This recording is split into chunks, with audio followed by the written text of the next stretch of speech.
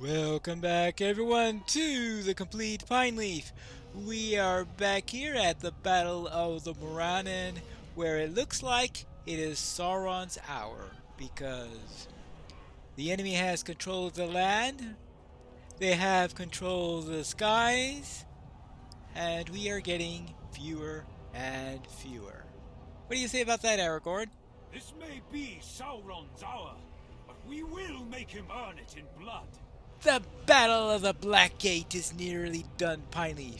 We must fight for as long as we can, in memory of our friends and in defense of those endangered by Mordor. This may be Sauron's hour, but we will make him earn it with blood. So, I need to kill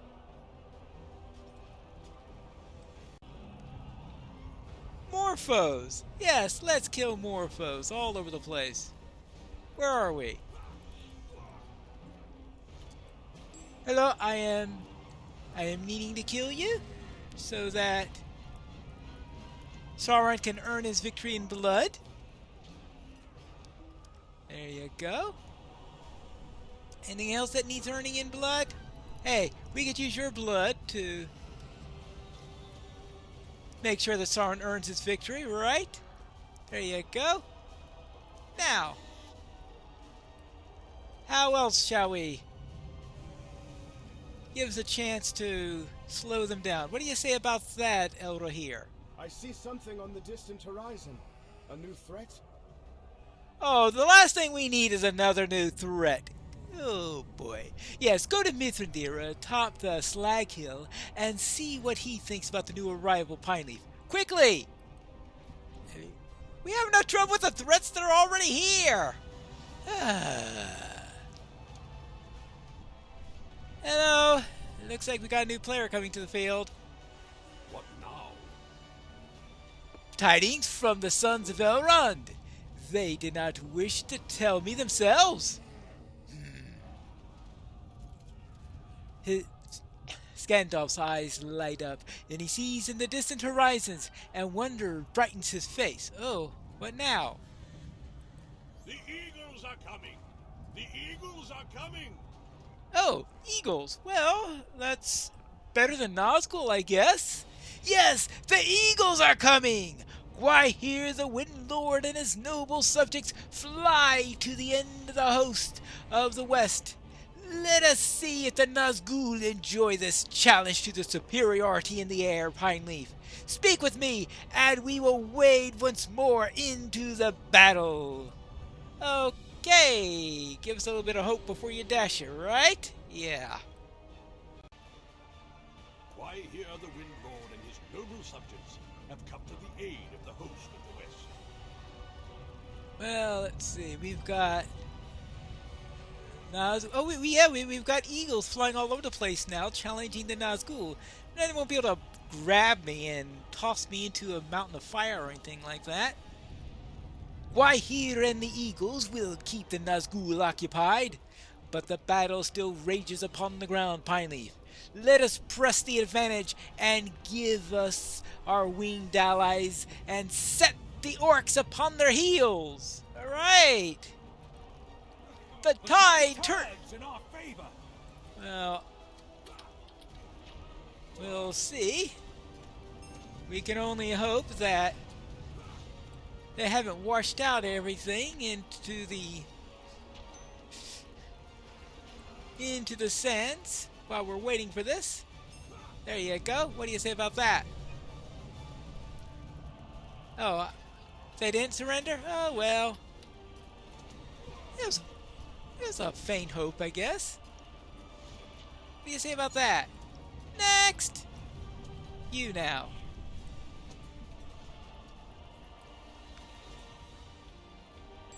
Alright, that's another one down. What about you?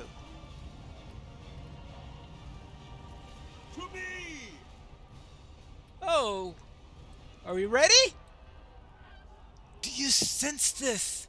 Something is amiss, Pineleaf, but I can't discern what it might be. Some of the artifice of the Dark Lord may be revealed to us. Stay near to me! stay near to you. The Nazgul flee from battle? What can this mean? Run away! Run away! Sauron has summoned them back to Mordor. Maybe they're running away from the Why? eagles. Stand, men of the West! This is the hour! Right. Oops. The ring bearer has completed his quest. Well, that's good news. Why here to me? Probably the first good news we've had in a while. Frodo has fulfilled the quest of the ring, and he may still live. We must act quickly, Pineleaf, or he will never come alive from the Black Land. If Gwaihir and his brother will bear us into Mordor, we may come to Frodo in time. Gwaihir, Lord of the Eagles, 2 times have you borne me, my friend, and this will be the last and the most needed. If your brother Landra will bear Pineleaf, we will have the best chance of finding Frodo before he is overcome. Fly now to Orodruin! Fly now to Mount Doom! Right.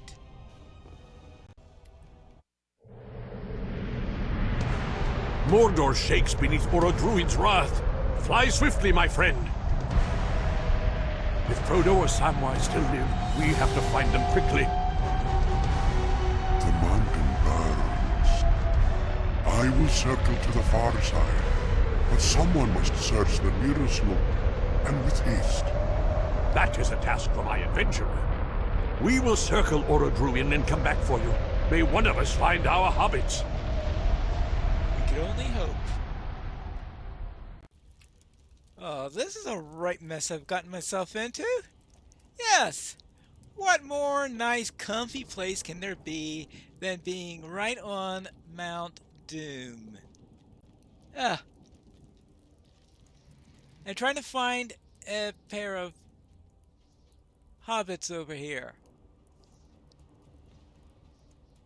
Not exactly like hobbits are readily visible, because one thing they lack is being tall, that's for sure. Now,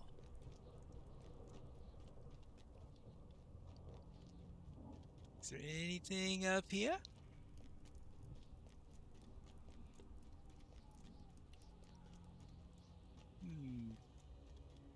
Ah.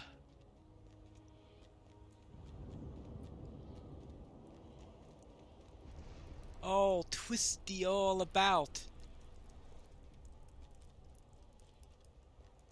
And all to find Frodo and Sam.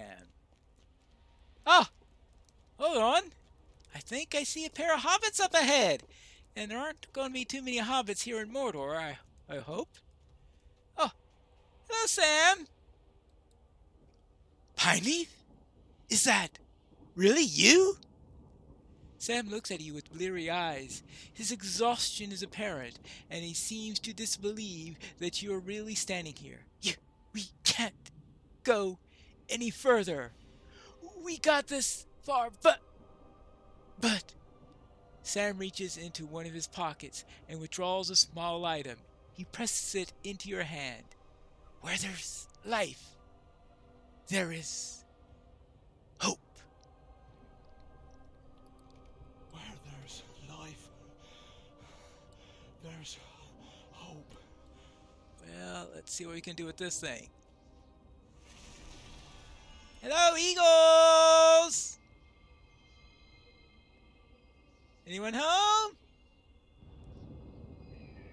I hope it's the Eagles that find me first, and not the servants of Mordor. The ring was destroyed. Gwaihir and his kin braved the great peril of the skies and carried our heroes from the wreck of the burning mountain.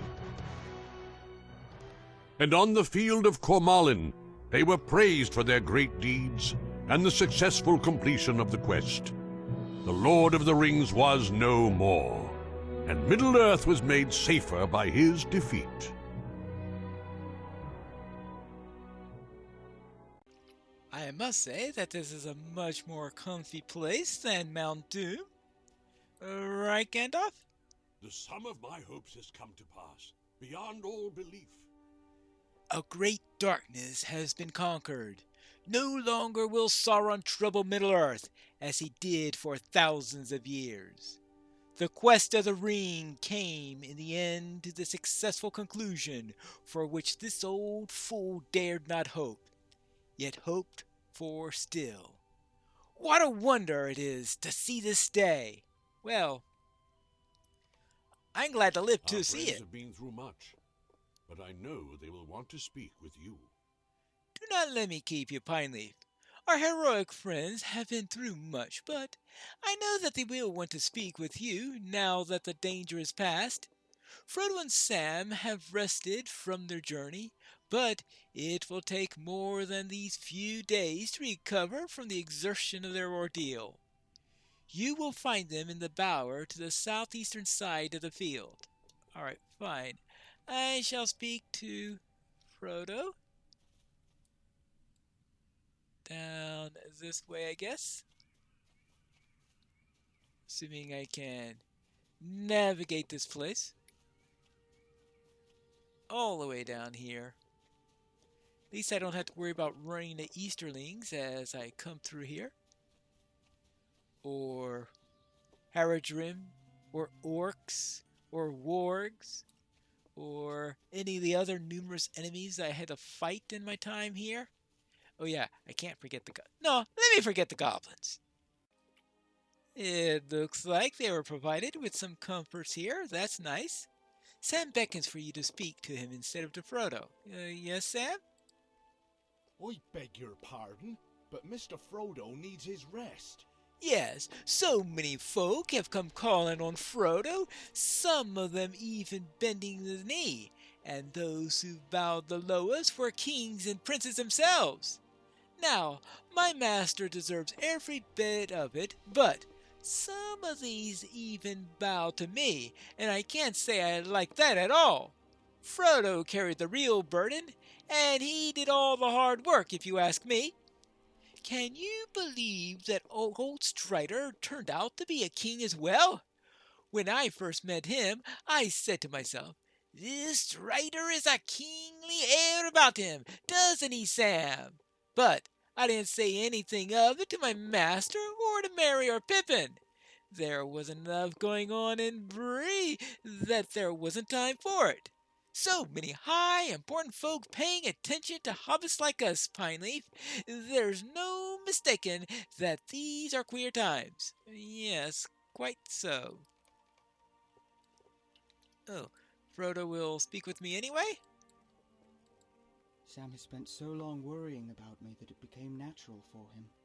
Yes, he became natural for him to worry about me, especially after our experiences in Mordor.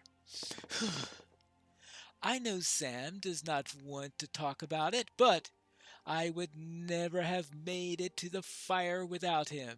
Well, you know old Hamfast, which means that you know the Gamgees love to talk, but the Gaffer and his son would prefer most any topic to speak about themselves. So, it falls upon me to tell you that I may have carried the burden, but it was the strength of my dear Sam that guided me through the despair and across the Deadlands. And at Mount Doom,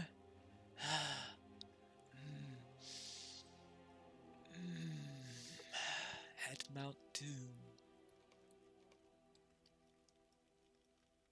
Oh, hello. Hello there, Pippin. 3 cheers for Frodo Baggins, who destroyed the ring. Yes, 3 cheers, and save a cheer or two for Samwise Gamgee, who got to go with him and managed to miss out on a great deal of fighting. Oh, I'm only teasing, of course. I know that Sam saw some danger, although he doesn't want to talk about any of it. Both he and Frodo are awfully tight-lipped about their journey into Mordor. I don't blame them. Battles are nasty things, Mary and I certainly ended up seeing more than our share, and it's all very dirty and confusing. I wouldn't recommend it. Do you know that a troll fell on top of me? Yes, and I'm glad he didn't squish you in the process. Well, it's easy to laugh about it now that it's done, but no one was laughing when we were in the thick of the fighting. I am glad we're still here, Pineleaf. 3 cheers for Frodo and his friends! Well, what do you say about that, Pippin? It seems like you've recovered from your stint in the Houses of Healing. Finally, we can catch up with Frodo and Sam, and they don't want to talk about it. I am glad to have this time to catch up with Frodo and Sam. And Pippin and I are Knights of the City and of the Mark, respectively, and we have been kept busy with all those duties. At last we can chat, and they don't want to talk about it.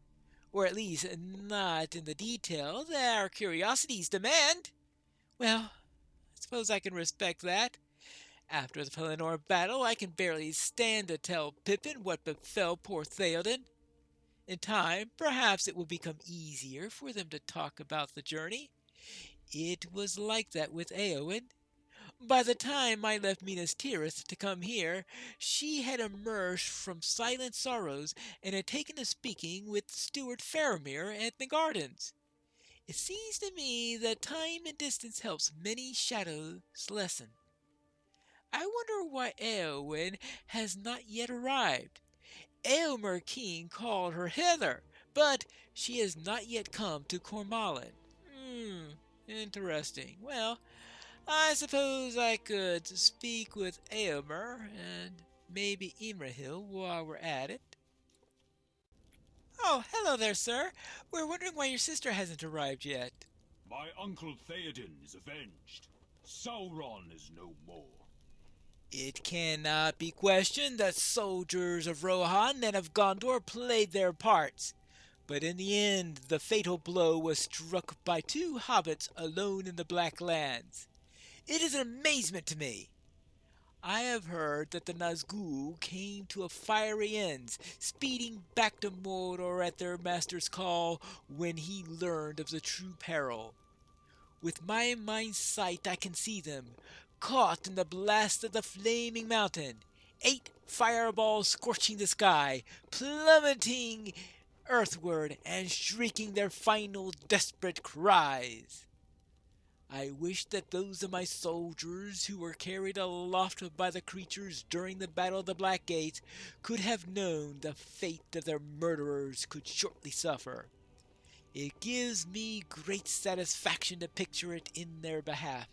Ride, Erelingus, ride! You have been avenged! So, no news on your sister then.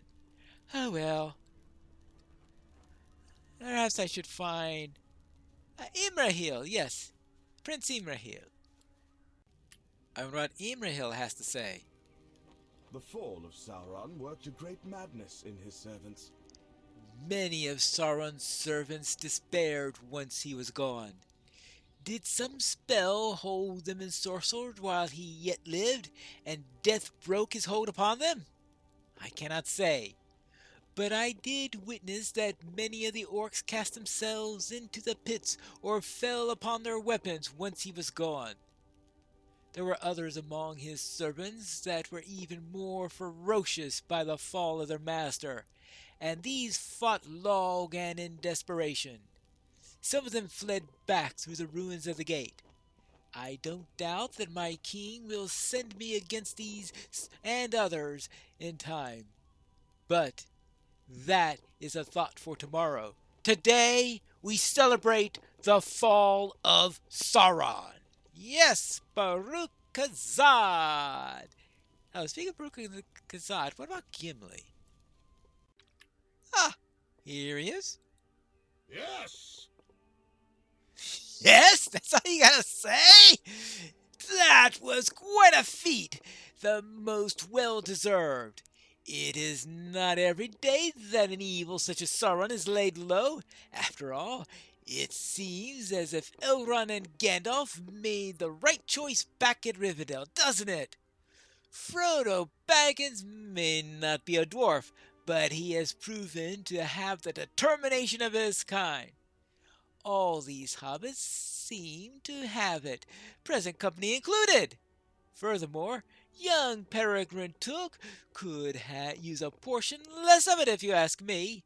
He's fortunate I saw him lying beneath that troll before the Black Gate, and heaved that great beast off of him. I might have sworn up and down that he was dead, and yet he lives and is up and about already. He's caught me so much trouble, and yet still I am fond of him for all the bother. There will be days of merriment aplenty, Pineleaf, but sometime in the weeks ahead I must set my eyes to the north and return to the lonely mountain. My mind is full of ideas, and what dwarf wants that? No, I must speak to the king of Durin's folk and let these ideas out before they do some harm. Ah, well, what do you got to say about that, Legolas? Sauron is no more, and can no longer burden Middle-earth. Some of my folk may come to live in this land for a time, and I delight in knowing that it will remain green and growing for years to come, untroubled by Sauron's evil. But I will not stay long here. The first days of Gondor's new year will be filled with happiness, and I share the joy of its people. But my heart has other longings. The sea calls to me, and I would follow. But I will not follow that longing just yet, Pineleaf. Food and drink and celebration must come first. Yes, we have all seen enough of darkness. Let us enjoy some lighter fare and savor the taste. Savor the taste.